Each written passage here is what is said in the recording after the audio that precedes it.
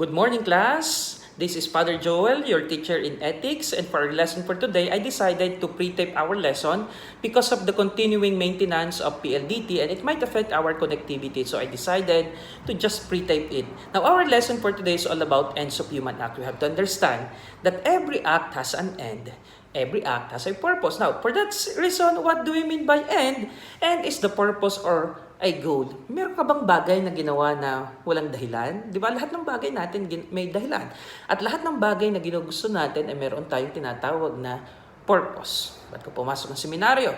Bakit gusto mo magpare? Lahat ng ito ay may purpose. And that purpose is what we call end. Now, end may be classified into two. It is the end of an act itself and the end of the doer. Now, the end of an act is the natural termination of an activity. Halimbawa, naghugas ka ng plato, natapos ang paghugas, then that's the end of the act. But, the end of the doer is what we call the motive. It is the personal purpose intended by the person performing the act. Bakit ka naghugas ng plato? Unang-una, para maging malinis. And that is your motive. Para walang langawin, para hindi mas makasira ito ng magandang kalusugan natin. That's why we clean. And that's what we call the end of the doer. The purpose, the motive of the one doing the act. Kaya nga dalawa yun ulitin ko. The end of the act itself and the end of the doer. The end of the doer is what we call the motive or the purpose. Motive is the reason why a person performs an act. It is the force that sustains the act and brings it to completion. May naisip na ba kayo ng mga tao na gumagawa na walang dahilan? Ano tawag mo sa mga taong gumagawa ng walang dahilan? Diba parang loko? Nagbabasketball ka. Bakit ka nagbabasketball? Wala lang. Diba usually, ganyan naiiyamot ako sa mga seminars na dati. No? Ako yung prefect of discipline. Bakit mo ginawa to? Wala lang po. Anong wala lang? Diba?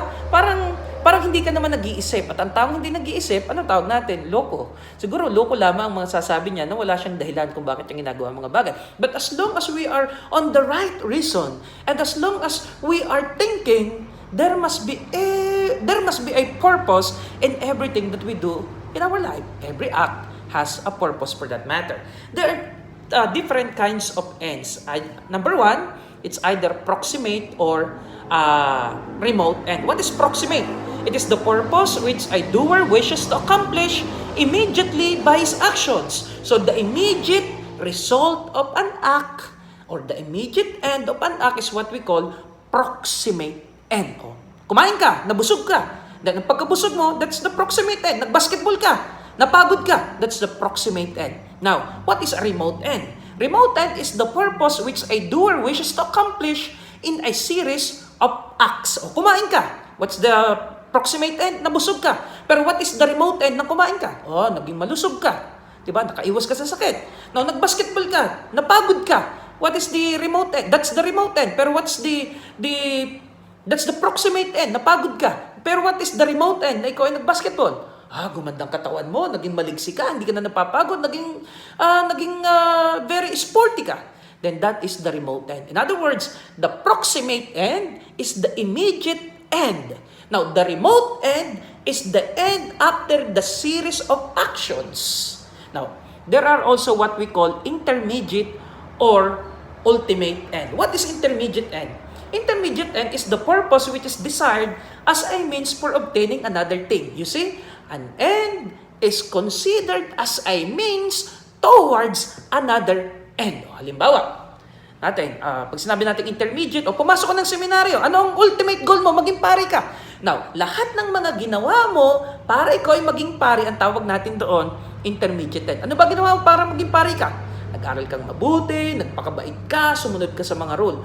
Those are intermediate ends. Now, the ultimate end, on the other hand, is the purpose which is desired for its own sake. No?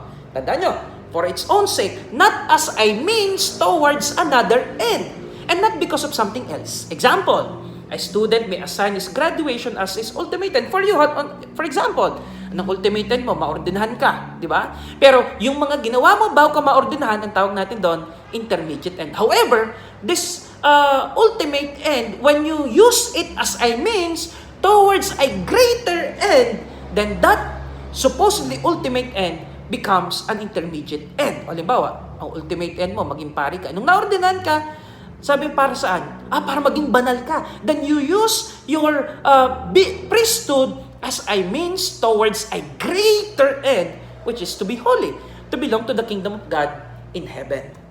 Now, action and motivation. Ayon kay Alfredo Pisano, he gave us these principles about ends. Number one, he said, every agent performs an action for the sake of an end or purpose to be attained. In other words, ang tao, hindi ka naman gumagawa ng isang bagay dahil wala lang. Lagi kang may dahilan. Laging may gusto kang marating kung bakit mo ginawa ang isang bagay. It may be good or bad. Yung pwedeng sabihin, wala lang. Di ba? Now, Alfredo Pisano gave us the following principles. The first one, he said, every agent that performs an action acts for the sake of an end or purpose to be attained. Maliwanag yun. Ang tao, hindi ka gumagawa ng isang bagay na walang dahilan. Palaging may dahilan. Pangalawa, sabi niya, every agent acts towards an ultimate end. Ang bawat tao ay mayroong tinatawag na ultimate end. Yung talagang gusto mong mangyari sa buhay mo.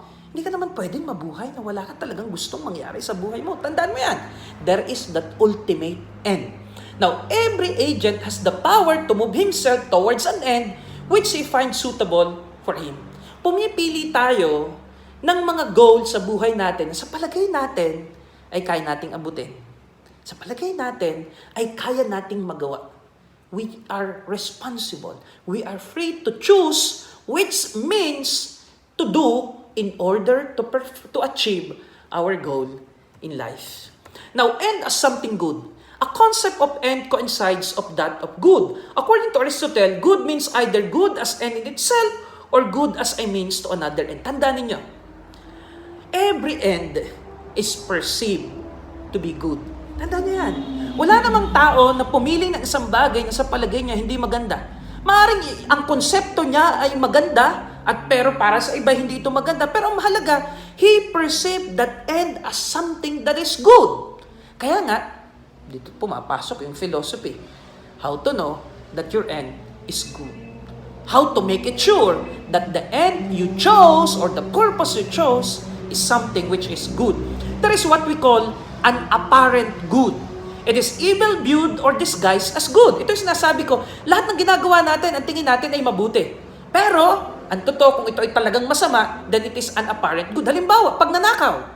Para sa mga nagnanakaw, ang akala nila, ang pagnanakaw ay mabuti. Hindi nila na-discern na mabuti ng pagnanakaw talaga ay masama. Pero bakit sila nagnakaw?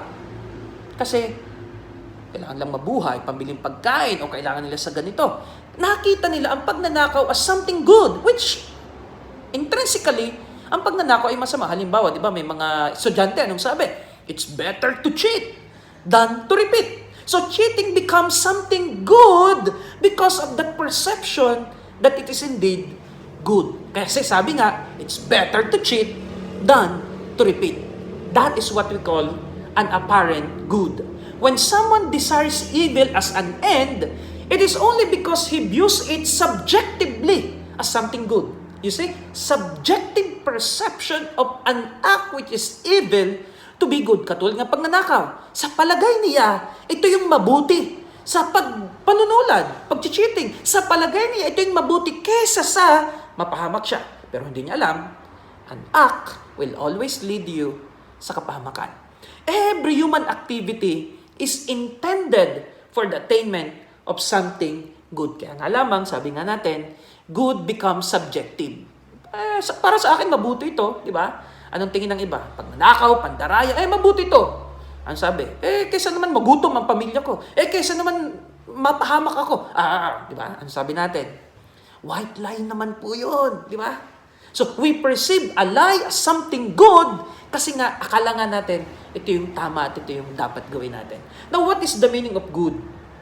Good is that which fits its function. At least, that's according to Aristotle's definition. He said, the good of man proves to be activity of social conformity with excellence. And if there is more than one excellence, it will be the best and the most complete of these.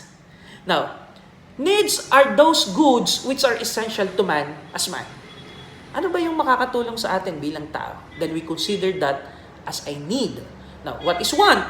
Wants are those goods that an individual requires because of his particular circumstance in life. Now, tatandaan natin, good are those what we really need. Those which are essential to man as man. Tatanungin natin ang ating sarili. Kaya di ba sabi, ito dapat ang alamin natin. Gusto mo ba ito o kailangan mo ito? Sana yung mga bagay na ginagawa natin, hindi lamang gusto natin, kundi dahil kailangan natin ito upang maabot natin yung tinatawag natin na full potential as human beings. Sabi nga dito, needs are those goods which are essential to man as man. Tayo bilang tao. Now, there are kinds of good. Essential and accidental good. Essential good are those that fit the natural needs of man as man. It is also called as perfective. Example, food, shelter, health, knowledge, virtue, life. Those are what we call essential good. Kaya nga, di ba, nitong panahon ng pandemya, nung ginigit ng ating obispo, ang pagsimba ay essential. Kasi sabi, sino daw lang ang pwedeng lumabas? Kung essential. Kita niyo, anong nangyari? Ang simbahan naging non-essential sa panahon ng pandemya ito. Pero tatandaan natin, ito yung inaapila ng ating mga obispo. Going to the church, attending the mass, is essential. Now, what is accidental good? Accidental goods are those that fit the wants of an individual because of his circumstance. It is also called non-perfective. Example, wants, money. Pwede ka bang maging tao kahit walang pera? Pwede.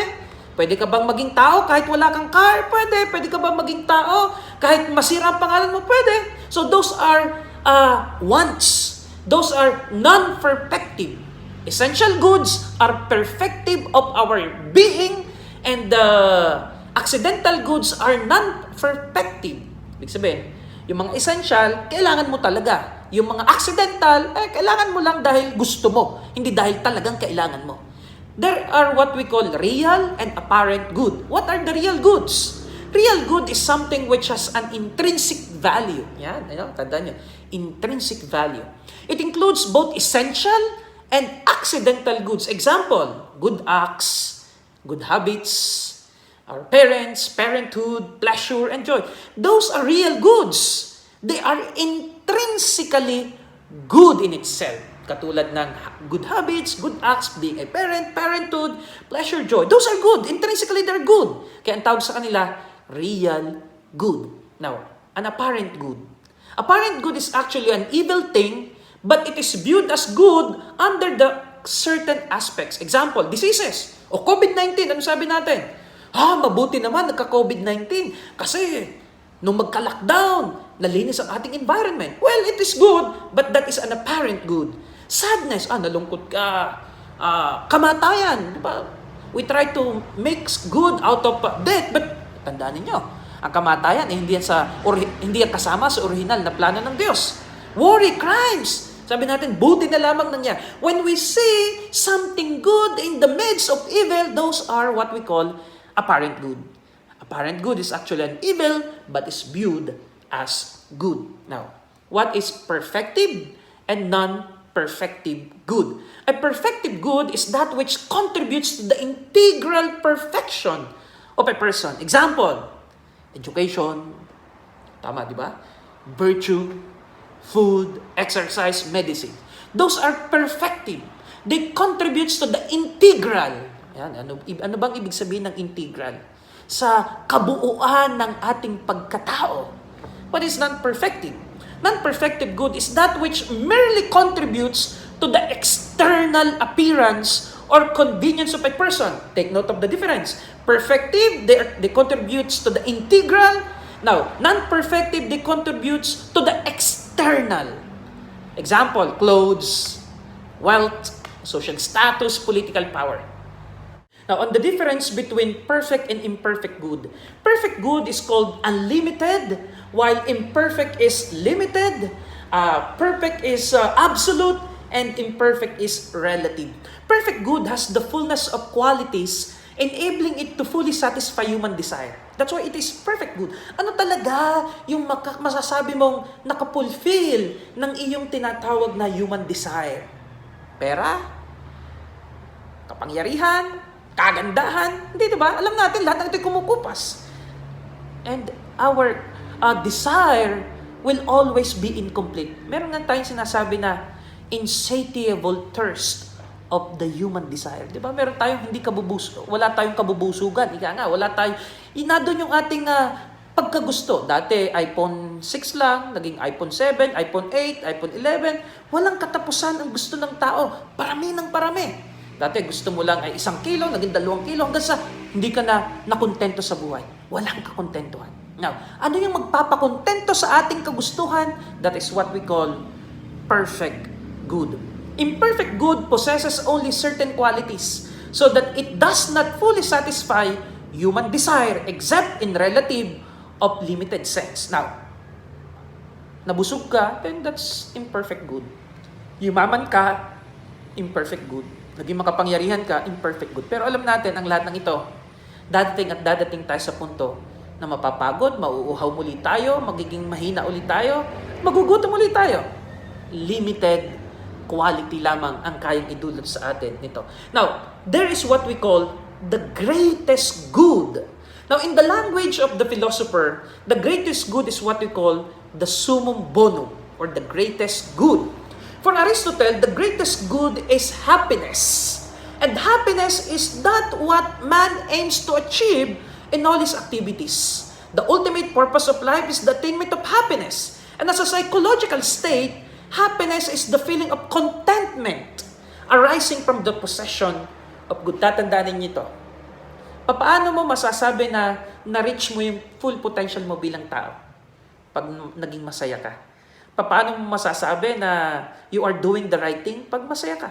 Pero tandaan ninyo, the happiness that we are referring to here is the happiness which endures, not the happiness that is temporary.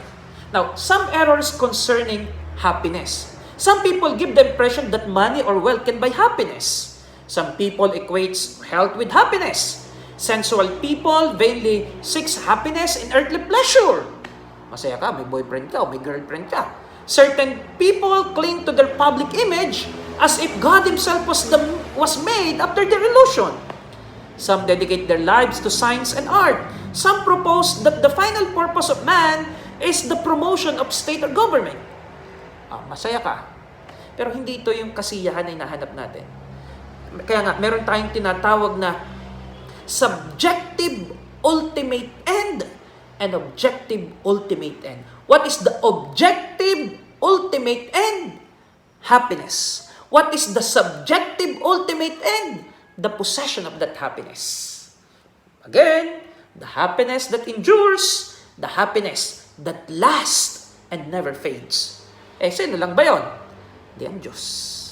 Now, let's talk about the greatest good, or what we call the summum bonum. In the language of the philosophers, the greatest good is the summum bonum. For Aristotle, the greatest good is happiness. Happiness is what man aims to achieve in all his activities. The ultimate purpose of life is the attainment of happiness. And as a psychological state, happiness is the feeling of contentment arising from the possession of good. Tandaan natin, meron tayong mga kaligayahan na pansamantala. Pero ang tinutukoy natin dito na summum bonum, ito yung kaligayahan na hindi natatapos. At saan ba nanggagaling yung kaligayahan na hindi natatapos? Sa material na bagay ba? Kung ang pinanggagalingan ng kaligayahan mo ay natatapos, definitely, yung kaligayahan na idudulot ng isang bagay na natatapos, panandalian din lamang. Now, the greatest good will give us the greatest happiness. And that greatest good, if it does not end, then therefore the happiness that it gives to us should not end. And who is that person? Who is that someone who will not end? Well, ang Diyos lamang. God is the one who will give us joy which never ends. Now, there is what we call subjective ultimate end and objective ultimate end. The objective ultimate end is happiness. And the subjective ultimate end is the possession of that happiness. Some errors concerning happiness. Some people give the impression that money or wealth can buy happiness. That's wrong. Some people equates health with happiness. Sensual people vainly seeks happiness in earthly pleasures. Certain people cling to their public image as if God Himself was made after their illusion. Some dedicate their lives to science and art. Some propose that the final purpose of man is the promotion of state or government. Pero wag natin kakalimutan, the one which will give us the full potential, the full happiness that never ends is none other than God. That's why there is what we call the natural and supernatural happiness. Natural happiness is that which is attainable by man through the use of his supernatural powers. What is supernatural happiness? Is that which is attainable by man through the use of his natural powers, as these are informed and aided by God's infusion of grace. So natural happiness comes from our human power, while supernatural happiness comes from the infusion of God's grace. Natural happiness consists in the perfection that can be attained by man through the employment of his body and soul and the powers inherent in them. However, for Aristotle, natured happiness does not rest on one single object. Rather, it consists in the attainment of all development. Complete happiness in the natural order consists in those goods pertaining to soul. If you have achieved the desire of your soul, then you are actually achieving your natural happiness. But the highest good of all, according to Aristotle, belongs to the intellect, the contemplation of the truth. You see, that is the philosophical way of achieving that highest good, the contemplation of truth. And who is truth? The truth is none other than our Lord, our God. And the ultimate purpose, Christian philosophers, notably St. Augustine and St. Thomas Aquinas, teach that man in every deliberate action acts towards an end, and ultimately to an absolute ultimate end, which is happiness. That's what I meant when I said earlier, the objective ultimate end is happiness. But man cannot attain perfect happiness in his life because God can never be known. Unless God revealed Himself to us, then we can achieve that perfect happiness. Mapalad tayo kung nakikita natin at nakikilala natin ang Diyos. Now, we begin our discussion with the end of human act. What is the end of everything that we do? God. And everything before God are merely intermediate end towards that great end who is God. So tatandaan niyo, ulitin ko, nagsimula tayo that lahat ng ginagawa natin ay may katapusan o may purpose. Pero yung mga purpose na panandalian lamang, hindi ito magbibigay sa atin ng tunay na kaligayahan. Ang bawat ginagawa natin dapat ay magbibigay ng kaligayahan na hindi magtatapos. The greatest end, the summum bonum, who is God. Tatandaan ninyo, every action should lead towards that attainment of what we call the summum bonum. Ang pagpapari mo ba ay magdadala sa isa Diyos? Dahil kung sinasabi, in my reflection, in my homily, sinasabi ko sa kanila, kung sa palagay mo, sa ginagawa mo, natutuwa ang Diyos. Kung sa palagay mo, sa ginagawa mo, dadalhin ka niya sa langit sa walang hanggang kaligayahan, then by all means, do it. But if you think that your joy is temporary, then better think twice continuing it because it will not do you no good. It will it will bring you no good at all in your life. And again, mahal kong mga seminarista, tandaan ninyo, what is the purpose in your life? And make it sure that the purpose or the end of your life or of every action that you perform should always be towards good and not the illusion which is dictated to us by evil because let me remind you, there is what we call an apparent good. Akala ka natin mabuti pero akala mo lang yun. Pero ang totoo, hindi pala. So, ang kabutihan na nagbibigay ng tunay na kaligayahan ay sa Diyos lamang magmumula. And let it be the goal and the purpose of every action that we do, big or small. Pagpalain kayo ng Diyos.